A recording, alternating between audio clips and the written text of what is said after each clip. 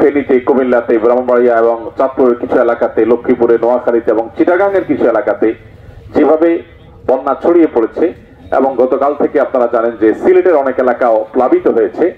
এখানে আমাদের পুরো জাতির সম্মিলিতভাবে হাতে হাত কাঁধে কাঁধ রেখে যদি আমরা সবাই চেষ্টা করি, তাহলে 30 থেকে 40 লাখ মানুষ আনুমানিক যদি পানিবন্দী হয়ে থাকে, তাহলে আমরা গোটা দেশের বাকি যে 18-19 কোটি মানুষ আছি, আমরা সবাই মিলে যদি দাঁড়িয়ে যাই, তাহলে 30-40 লাখ বা 50 লাখ মানুষের কষ্ট লাঘব করা কোনো ব্যাপার না ইনশাআল্লাহ।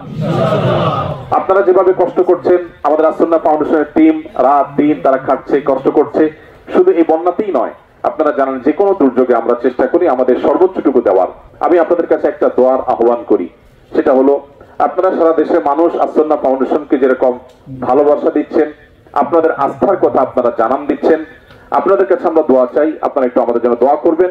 আপনাদের আস্থার অক্ষরে অক্ষরে যেন আমরা পরিপূর্ণ স্বাক্ষর রাখতে পারি, আল্লাহ যেন সেই তৌফিক আমাদেরকে দান করেন। ইসলামের মেইন ফরজ কাজগুলোর পর আল্লাহ তাআলা সবচেয়ে বেশি সন্তুষ্ট হন যখন মানুষ মানুষের উপকার করে। আর কুফরির পর, বড় বড় অপরাধ পাপাচারগুলোর পর আল্লাহ সবচেয়ে বেশি অসন্তুষ্ট হন যে কাজে, সেটা হলো কোন মানুষ যখন কোন মানুষের কষ্টের কারণ হয়। এই জন্য ভাইরা, আজীবনের জন্য সংকল্প করি আমরা কোন মানুষের কোন কষ্টের কারণ হব না। আমি কলাটা খেয়ে খোসাটা রাস্তায় ফেলবো না, কারণ সেটা একজন মানুষের আছাড় খেয়ে পড়ার কারণ হতে পারে।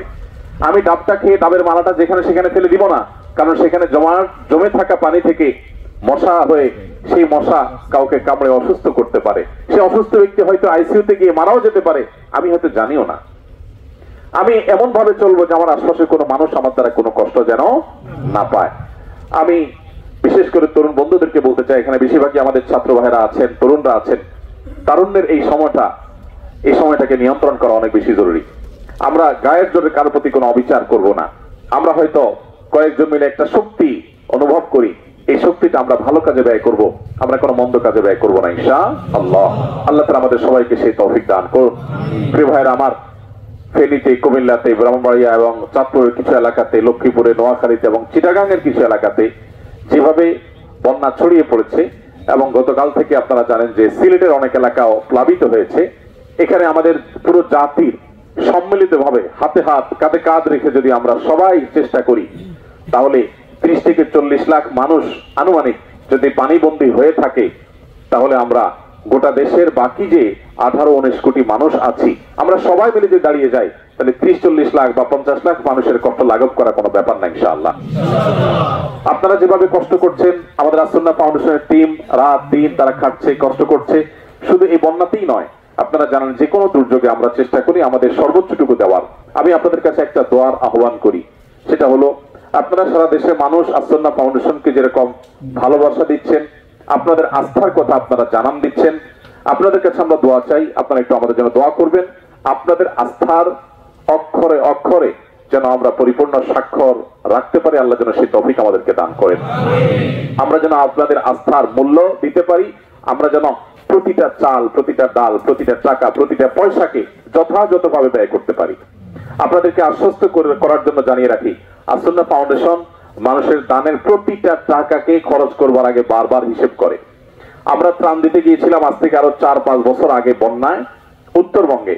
আমি আমার সাথে ফাউন্ডেশন সেক্রেটারি সাব্বির, আমরা গাইবান্ধার একটা হোটেলে রাত্রি যাপন করব। তো আমরা কয়েকটা হোটেল ঘুরেছি থাকার জন্য, কারণ একটা হোটেল বোধহয় 1000 টাকা ভাড়া চাচ্ছিল রাতে, আরেকটা বোধহয় একটু কম চাচ্ছিল। তো কম কোথায় পাওয়া যায় এটা খুঁজে খুঁজে শেষ পর্যন্ত আমরা 500 টাকার কমে বোধহয় একটা হোটেল পেয়েছি, সেখানে আমরা রাত্রি যাপন করেছি। এই কথা বলার উদ্দেশ্য হলো যে আমরা ফাউন্ডেশনের টাকার প্রতিটা টাকাকে হিসেব করে খরচ করার চেষ্টা করি। ফাউন্ডেশনের টাকা, মানুষের দানের টাকা যেন অপচয় না হয়, অপাত্রে খরচ না হয়, বিলাসিতা যেন না হয়, সে চেষ্টা করি। আমার নিজের গাড়িতে তেল কখন ঢুকলো, কখন শেষ হলো, এই হিসেব নিয়ে আমার মাথা ব্যথা থাকে না। কিন্তু ফাউন্ডেশনের কোথাও যদি অতিরিক্ত তেল খরচ হয়, সেটা নিয়ে আমাদের সবার খুব সিরিয়াসনেস থাকে, কারণ এটা অনেক বড় আমানত। আমাদের সকল প্রচেষ্টা থাকা সত্ত্বেও প্রকৃত অর্থে আল্লাহ যদি তৌফিক দেন, তখনই শুধুমাত্র এটাকে যথাযথভাবে করা সম্ভব হবে। আমি আপনাদের কাছে আবারও আহ্বান করি, আমাদের জন্য দোয়া করবেন। আসুন্নাহ ফাউন্ডেশন যেন এদেশের সর্বস্তরের আবহাওয়ার সাধারণ মানুষের ভরসার জায়গায় পরিণত হয় এবং এই ভরসাটা যেন আমরা ধরে রাখতে পারি এই সমাজকে যেন আমরা আমাদের সাথে সবটুকুন দিয়ে তাদের আস্থার বদলা এবং মূল্য দিতে পারি, সেই তৌফিক যেন আল্লাহ আমাদেরকে দান করে। আমরা ইনশাআল্লাহ আমাদের চেষ্টায় কোনো ত্রুটি করব না। আপনাদের প্রতি আমি কৃতজ্ঞতা জ্ঞাপন করছি। আপনারা যে কষ্ট করেছেন এই জন্য আল্লাহ আপনাদেরকে বিনিময় দান করবেন। আপনাদেরকে এখানে উপযুক্ত খাবার পানীয় সবকিছু আমরা সরবরাহ করতে পারছি না, তারপরও আমরা যেটুকু চেষ্টা করছি সেটুকুর জন্য আল্লাহ তাআলা আমাদেরকে যেমন উত্তম বদলা দান করবেন, আমরা আশা করছি যে আপনারা যে সবর করছেন আল্লাহ তাআলা আপনাদেরকে উত্তম বদলা দান করবেন।